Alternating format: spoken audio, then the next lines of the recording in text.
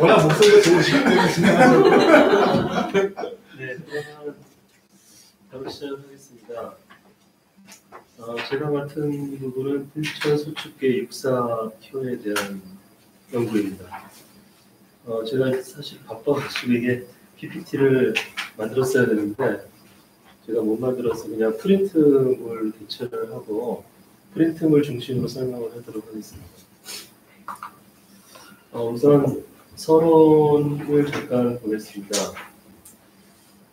본 연구에서는 이 소축계 육사에서 이 피혈자의 그 상해를 입었다는 것하고 척자의 그 어려움을 처하게 됐다는 내용에 대해서 그 이유가 무엇인가, 왜 어떠한 이유 때문에 여기서 상해를 입고 어려움을 처하게 되었는가, 그리고 그 위기에서부터 벗어나는 과정은 어떻게 되는가에 대해서 살펴보았습니다. 그리고 주역 전체에서 이 피혈자가 언급되어 있는 괴들이 있는데요. 여기 보시면은 수천숫계, 중지공계, 그 다음에 수레등계, 그 다음에 내택 비맥계, 그 다음에 풍수 한입계 등이 있었습니다. 근데 이 가운데서 이 소축계와 관련이 있다고 보여지는 게 이제 수천숫계랑 권계랑 그 다음에 등계, 한계 등이 있었습니다. 그래서 이것을 같이 검토를 해봤고, 그 다음에 그 육사의 음효가 아래 건계의 삼양을 대적하는 그런 동일한 형상을 갖고 있는 그 수천숫계, 그 다음에 대축계, 그 다음에 지천택계 가운데에서 수천숫계에 대해서 검토를 해봤습니다.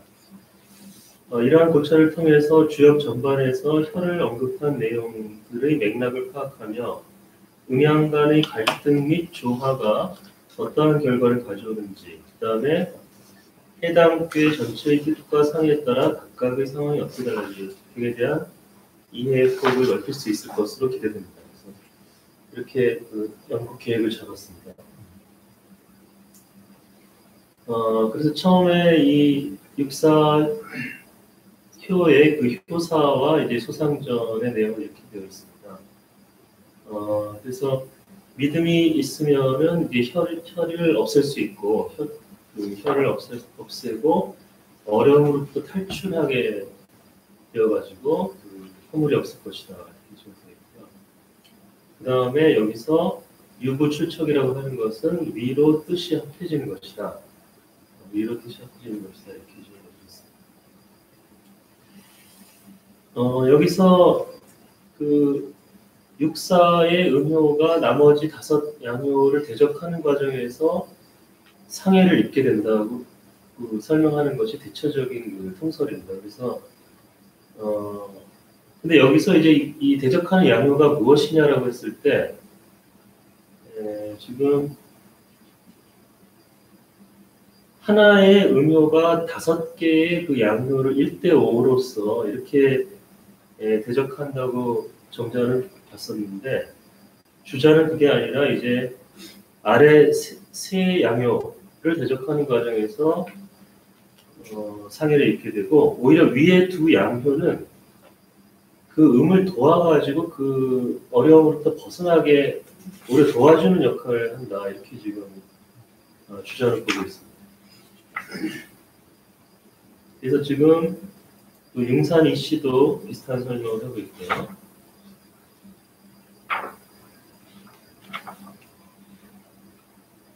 자, 그래서 그 수천숫계의 경우도 이 지금 육사의 경우도 마찬가지다라고 지금 융산 이씨가 그렇게 설명을 했는데, 수천숫계는 좀 이따 보도록 하겠습니다.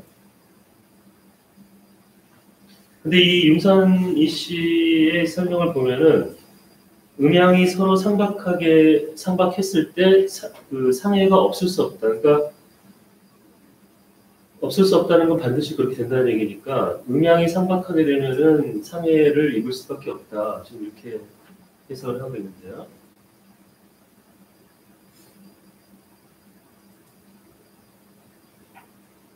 근데 아까 말씀드렸듯이 그 육사가 피를 흘리고 그 다음에 그 어려움에 처한 상태에서 탈출하게 되는 과정에서는 그 구호가 그죠? 그 임금 자리에 있는 구호가 사실은 도와주어서 이제 탈출하게 되는데 단 그때 조건이 육사가 믿음이 있어야 됩니다. 믿음이 있어야 될 조건 하에서 구호가 도와주어가지고 탈출을 하게 된다 이렇게 얘기를 하고 있죠. 그래서 여기서는 그 믿음의 본과 질, 우리가 보통 붙여서 본질이라고 얘기하는데 본과 질을 나눠서 설명하면서 결국에는 그 음양이 서로 협력하는 그 믿음을 가지고 협력하는 과정 속에서 그 탈출하게 된다 이렇게 지금 설명을 하고 있습니다.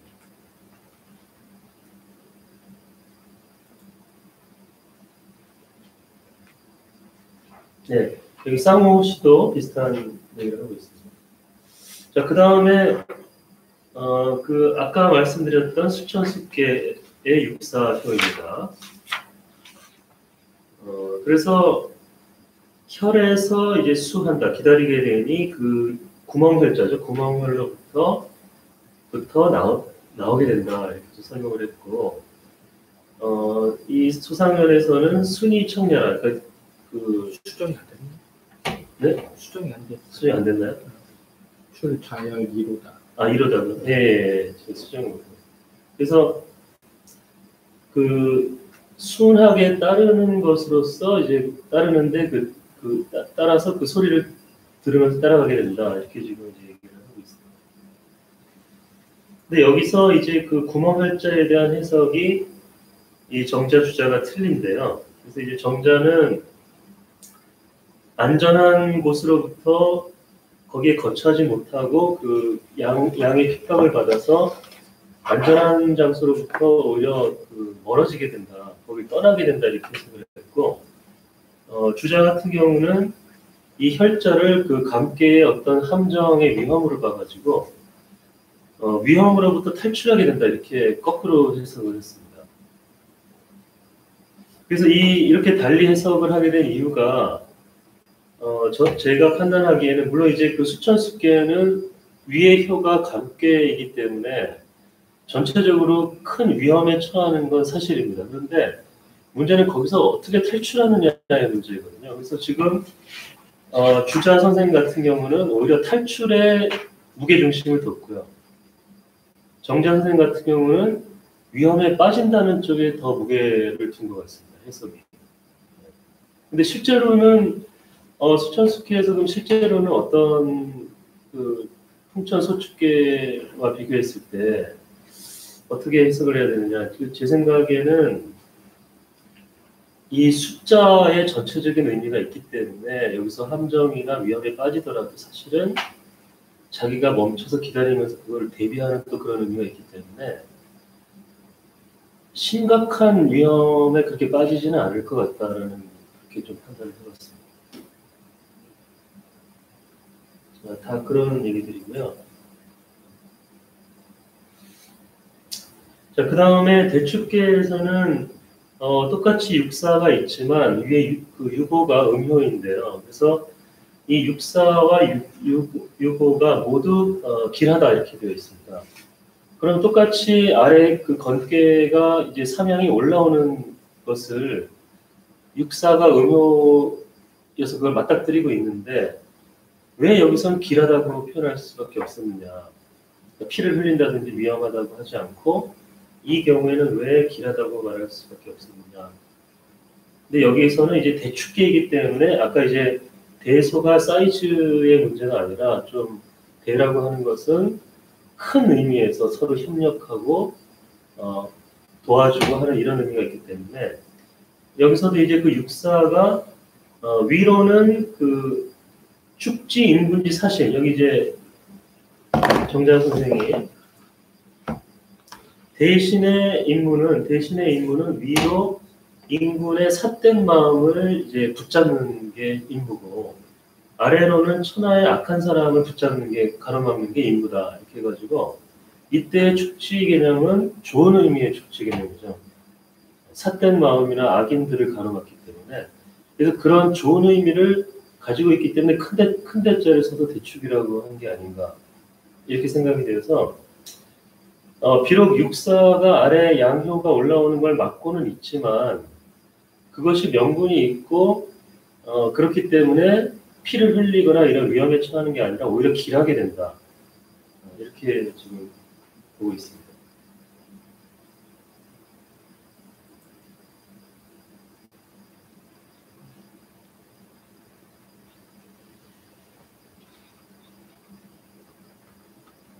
네, 그리고 뭐 이거는 이제 추가적인 내용인데 아까 위아래로 사심이나 그 악인을 축제하기 때문에 길하다 이렇게 보기도 하고요. 그다음에 지금 여기서 보는 것처럼 수고로움이나 그 상해, 피를 흘리는 상해가 일어나지 않는 이유는 대축계에서 미리미리 그것을 미리미리 방지하기 때문에, 그러니까 미리 예방하는 측면이 또 있기 때문에 그런 상해나 위험까지는 가지 않는다. 지금 이렇게 얘기를 하고 있습니다.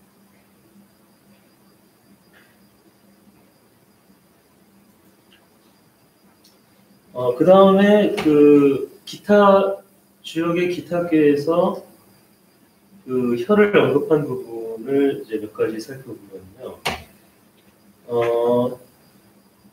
귀맥계는 혀를 언급했지만 이제 의미가 다르기 때문에 여기서 검토해 보지는 않았습니다. 그 다음에 여기 이제 중지분계 같은 경우는 제가 지난번 그 예비 발표 때는 이걸 이제 안 봤었는데 다시 보니까 이 중지분계 같은 경우는 그 상륙에서 그 용전의야하니 기혈이 그 현황이로다 해가지고 이 여기서 피가 이제 그 피를 흘리는 여기서 그 상해의 의미를 가지고 있습니다. 그래서 이제 이 공계를 다시 보게 됐는데요. 근데 이 공계 같은 경우는 그 상해를 입는다고는 했지만 음과 양이 서로 맞붙어 가지고 일어난 상해는 아닙니다. 여기는. 그러니까 원래 이제 곤계의 의미에서 상륙이 마지막 자리이기 때문에 마지막 자리는 이제 밖으로 나아가거나 다음 단계로 나아가는 준비 단계거든요.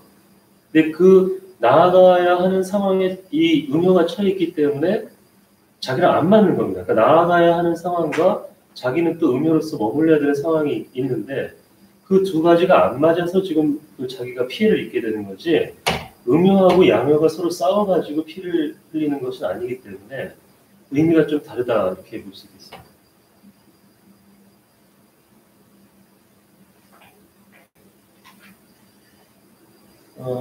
그 다음에 이제 수레 등계하고 풍수 한계에서는 아까 이 곤계와 달리 음양의 그 관계 속에서 상해를 입는 그러한 혈에 대한 얘기가 나오는데요. 그래서 이제 먼저 등계를 보면은 상륙에서 이 상륙이 이제 그 여기서 이제 그 양효하고 어떤 다툼이 있었던 건 아니지만 양효의 도움을 받지 못했기 때문에 그것 때문에 이제 위험에 빠진 것인데 여기서 만약에 그 양강의 도움이 있으면은 서로 조화를 이뤄가지고 이제 벗어날 수 있게 되는 이렇게 지금 묘사를 하고 있습니다. 그 다음에 환계 같은 경우는 이건 이제 거꾸로인데 상구가 양효인데 오히려 음효의 함정에 빠져가지고 육삼의 함정에 빠져가지고 오히려 그것 때문에 피를 흘린다 이렇게 얘기를 했고 그래서 그 풍천 소축계의 육사의 그 효사와 완전 반대 상황이지만 그 효사 내용은 동일한 내용으로 이제 기술을 해놨습니다. 그래서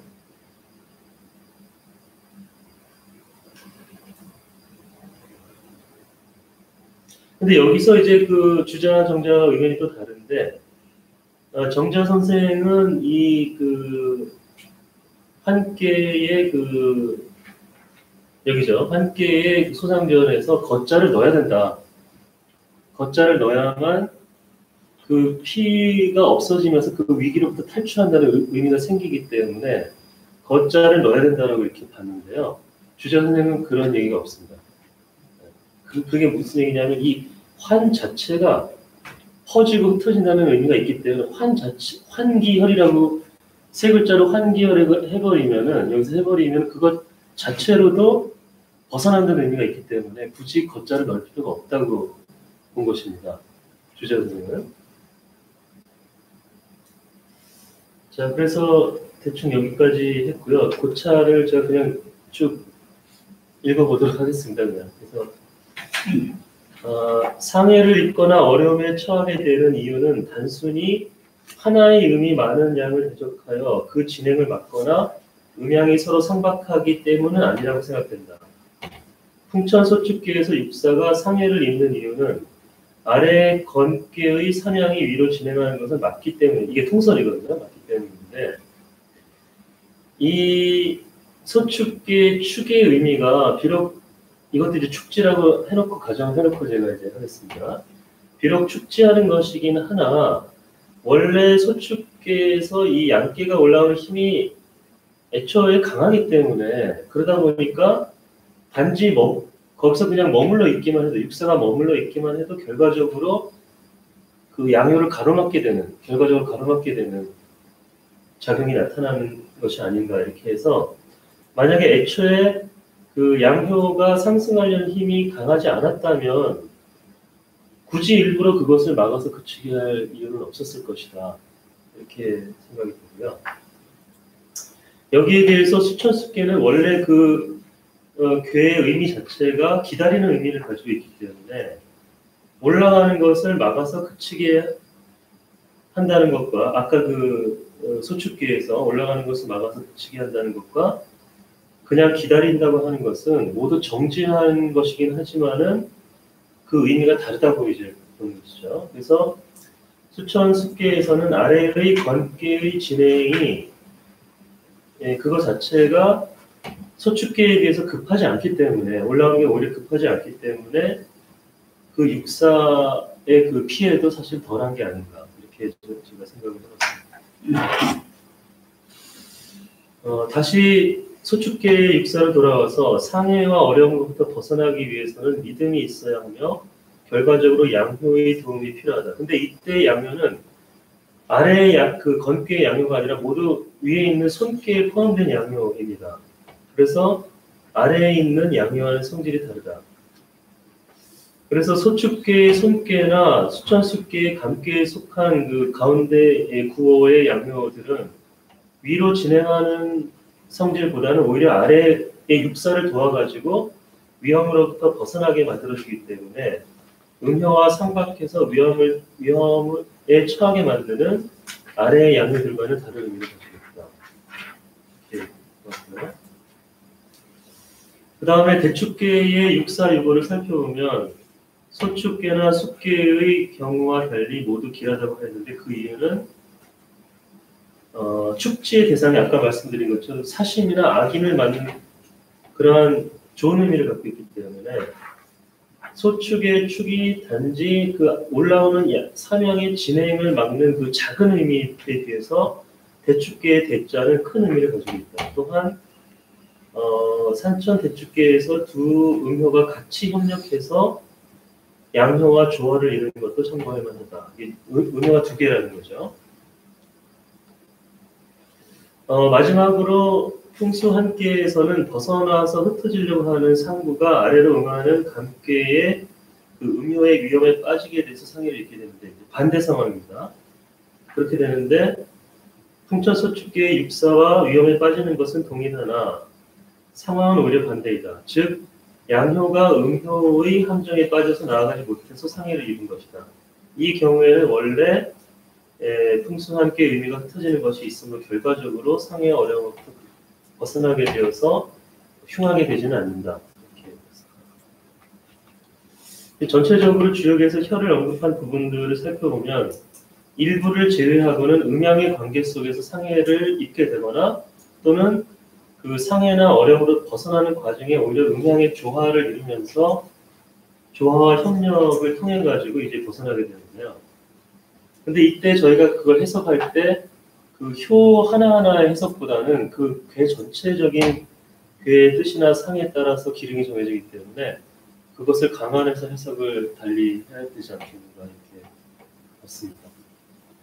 그래서 지난번 예비 발표한 거랑 별 차이가 없고요. 사실은 약간 좀 더 그냥 문장을 다듬는 정도 수준에서 했습니다. 네. 앞에 나가서 하니까 수고하셨습니다. 일단 뺏겨줄게. 강의